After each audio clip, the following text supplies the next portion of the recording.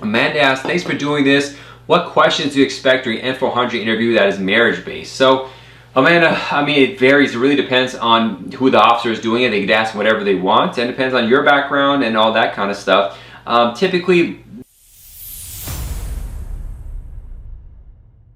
N-400 or citizenship cases, the core of it is they're going to ask about the U.S. history questions. They're going to test your English to a certain extent. They go over your background on the N-400 to make sure you don't have any issues that disqualify you, in particular travel history, presence in the United States, that kind of stuff. So you need to focus on that. But depending on the officer, they may get into a relationship to make sure maybe it was real and that kind of stuff. But primarily they'll want documents to show you that you have been living in marital union, which means the same house, for the last 3 years, and that you documented.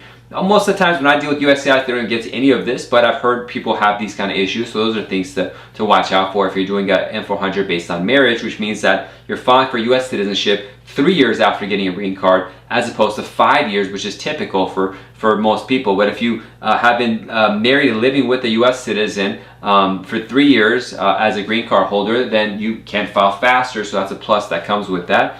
But yeah, you should really just primarily be, if you've been living with your spouse for this 3 years and you got the evidence of it and stuff, you should primarily be just focused on making sure the case was good and you got your green card properly, no mistakes there, because they're going to go back in your history, as well as looking back in the last 3 years, make sure you don't have long absences or arrest history, all that kind of stuff.